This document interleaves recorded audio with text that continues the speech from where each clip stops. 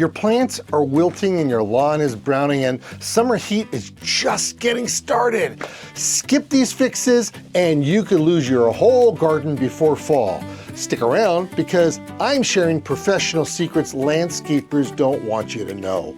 I help homeowners, serious gardeners, and businesses fix plant, lawn, and landscape problems using professional horticulture and contractor-tested methods without wasting money on gimmicks. Like, subscribe, and let's get growing. How do you deal with your garden during hot weather? You know, the summer heat just blasts down on plants, and there are things that we should do. We just can't avoid it, especially if you've gone out there and you put out your flowers, you put out your vegetables, you put out whatever it is, just your general landscape. There are things that you need to do. Well, let's focus on some of those things right now, and we're going to help you to make sure that you stay on top of it. I don't want you to get behind it. You know, if you make all this stuff part of a routine, it's not that bad. And plus, it gets you outside with your plants. I mean, how horrible could that be? It's not. Okay, so the first thing we want to do is we want to water deeply, not daily. And deeply is so important. And as a matter of fact, one of the plants that, the vegetables in particular, that really does not need to be watered every day are tomatoes. You can actually stress tomatoes out. They don't mind. You wait till they get to a wilting point, which we're going to talk about later, then you can water them. And then you'll have less of a chance of them cracking on you. But you want to give your plants a long soak 2 to 3 times a week rather than a quick little sprinkle. This is going to train your roots to go downwards. They're going to train to go deep where the soil and the soil stays cooler and it's a lot moister on the inside. Now there are devices like those root quenchers. You could take and put those in, and it puts the water anywhere from 5 inches all the way up to 22 inches deep. Of course, if you got vegetables growing 22 inches deep, you ought to call the Guinness Book of World Records. I'm telling you right now, water early in the morning. That's always the best time. I don't care if it's for your lawn. I don't care if it's for your shrubs. I don't care if it's for your vegetables. 9 a.m. Before 9 a.m., I'm sorry. So usually 5 o'clock in the morning till about 9 o'clock. Now, you got to know when you are watering because early in the morning, because if you take a shower early in the morning, you don't want to compete with your lawn, right? You want to compete with your plants because there's going to be a drop in pressure. So make sure you water at the right time so not to disturb your, with you taking a shower, you know? It just makes a lot of sense. Then what you want to do, and the reason for this is because you want to make sure that evaporation isn't lost as quickly during the heat of the day. Oh, and you know what? Always try to water the ground. Don't be worried about watering the leaves because you're going to get disease and insects and stuff like that. We could talk about that at a different time as far as when you should water, or you're actually not watering, you're washing off your plants. Anyway, check your soil moisture about 2 inches down. You can take and use the scratch finger thing. I have a stick that I use that has like a nail sharp point on it. I take and I'll go like this with it, and I see and then that tells me whether or not I got to water or not. And that's really the best thing, because the surface can look bone dry, but the root zone underneath can still be really moist. And if you really think about it, there's something fun that happens, especially if you have something like an oak tree. A mature oak tree, well, it can still pull up and release over 4,000 gallons of water into the atmosphere in a single growing season through transpiration. And transpiration is the concept of the plant sweating. All plants, they can sweat. Now, when you mulch like you mean it. I want you to lay down 2 to 3 inches of organic mulch. Now, it's important that it's organic mulch. We don't want you to put rock down. We don't want you to put that rubber tire stuff. You want straw, wood, chips, shredded leaves, real mulch. You want to put it around the base of your plants and to lock in the soil moisture. Now, for your trees and shrubs, and for certain plants, you got to make sure that that mulch is a couple of inches away from the stems or the trunks, because it's going to invite root rot and pests, and it's going to rot the plant out. Crown rot is going to happen. It's not cool. And then what happens is that you have to remember that the mulch breaks down, and you're going to have to take and you're going to have to replenish that. So thinning mulch loses its insulation, and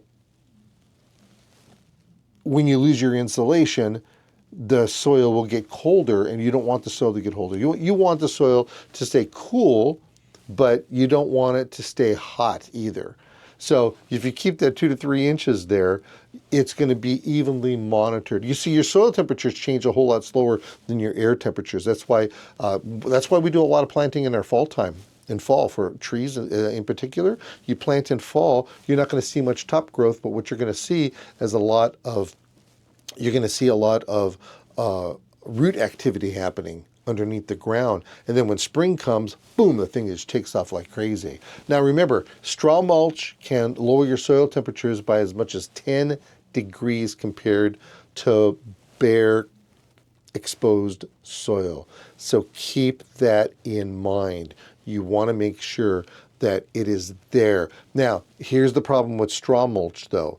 If you put too much of it in, what's going to happen is you're going to create a little environment in there.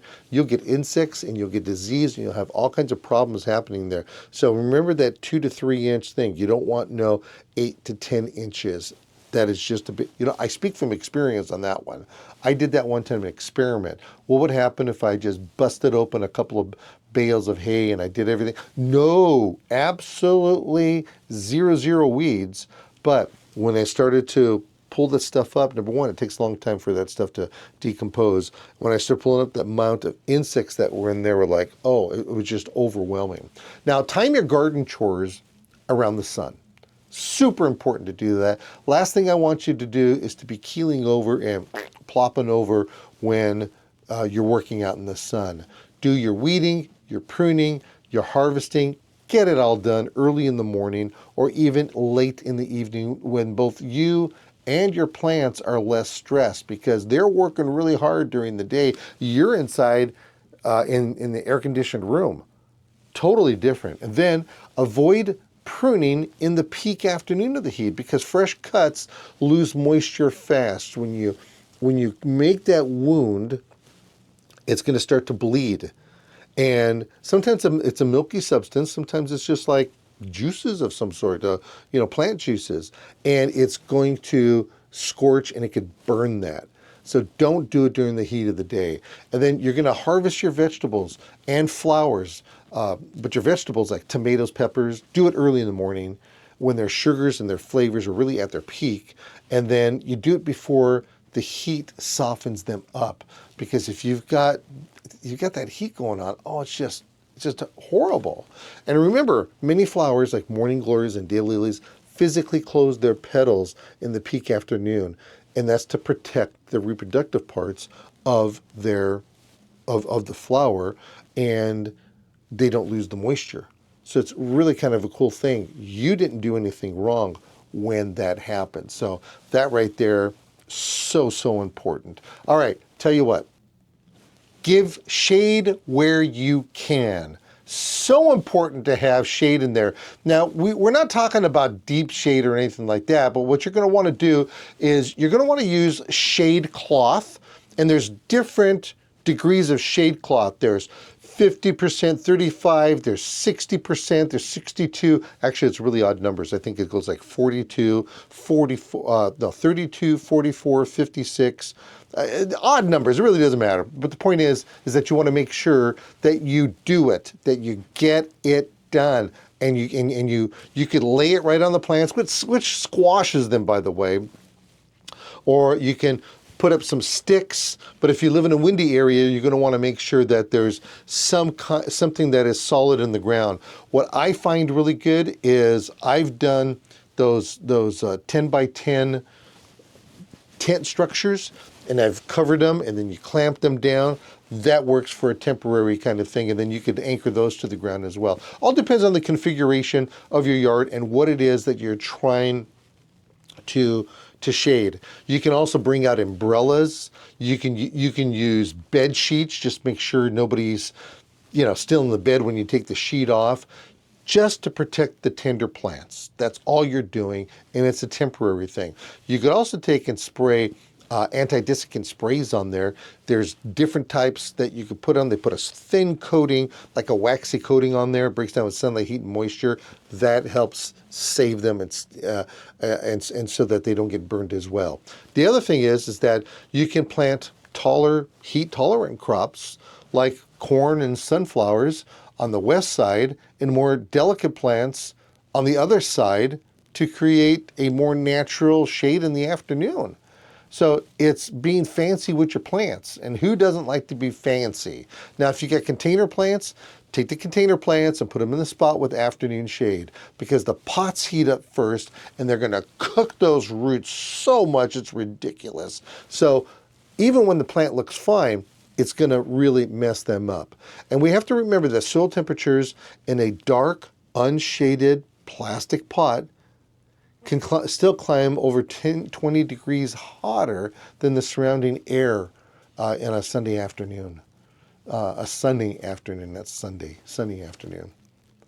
Well, it could be hot on a Sunday too. And then, of course, you're going to want to read the wilt and read it correctly. Look, check your plants early in the morning.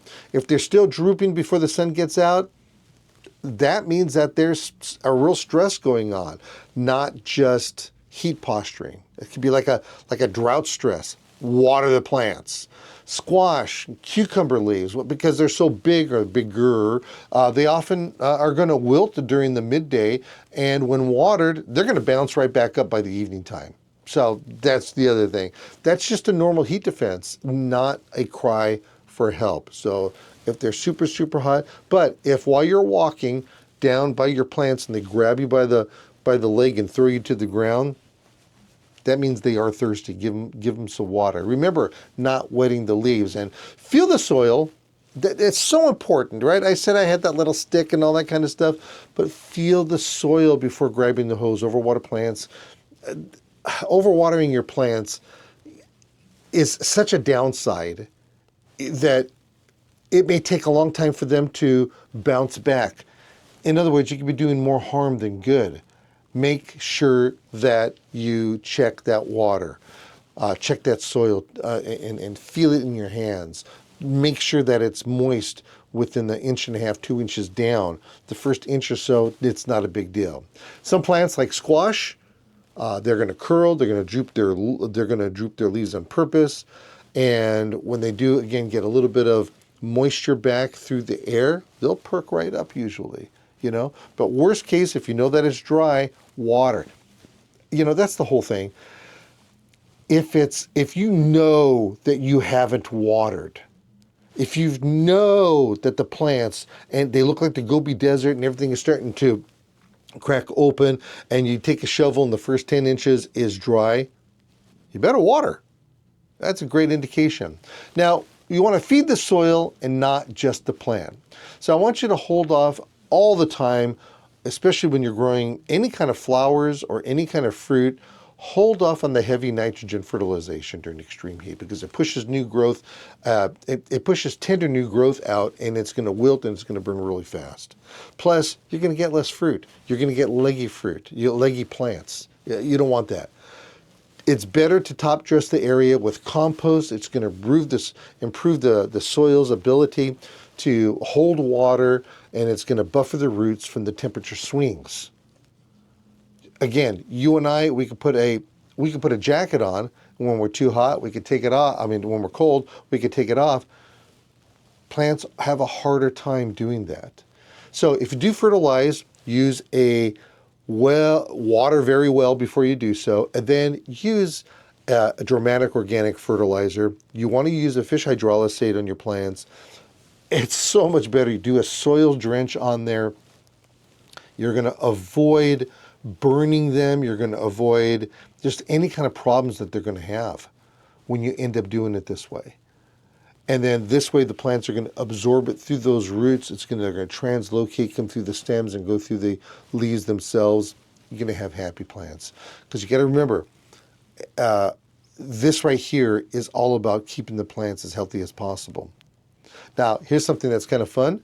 A healthy compost-rich in soil can hold up to 20 times its weight in water. So it acts like a natural reservoir underground. That's why we want to use the compost. Now, protect your pollinators too. So it's not just the plants that we are trying to worry about, it's the pollinators. Keep a shallow dish of water with pebbles or marbles in it in the garden so the bees and butterflies can have a safe place to land. Make sure they're kind of into the shade of the plant too. Avoid spraying any kind of pesticides during the peak bloom or during the peak hours of the heat because you're going to burn your plants, and there's alternatives as it is, so don't worry about that. Pollinators are they're most active and vulnerable to the chemical stress, so you got to be careful about that. But plant heat tolerant bloomers. That's the other thing you do is you have plants that are like zinnia, salvia, lantana. They keep, they'll absorb a steady food source from your plants when other flowers are going to shut down, from your ground, and other flowers shut down. So that's the thing that you have to do. Now, honeybees, what's really fun about them? They're going to fan their wings in unison in the hive to attract and to cool down the colony that they're in. So they like that. They want to be cool. That's why putting the water out there is so important. And you really need to know when to let go. Accept it that some cool season crops like lettuce and spinach, once they're done, pull them out. Don't panic, prune that, just because something is dropping and drooping and all that kind of stuff, extreme heat, don't panic by pulling them out. And use the slow part of the season to plan your fall garden. Just because things maybe end up burning doesn't mean that the world is going to end and gardening is going to end as well. So that's the way that we keep this whole thing going. Oh, by the way, if you see bolting, that's when you have a lettuce. It's actually kind of cool. You have a lettuce that's on the ground, and then by tomorrow, it's like 12 inches tall. That's bolting. The plant is no good any longer after that. That's a natural indicator that tells you that the ground is too hot, and it just really got too hot. Use the things that we talked about, and your plants will be better off for it.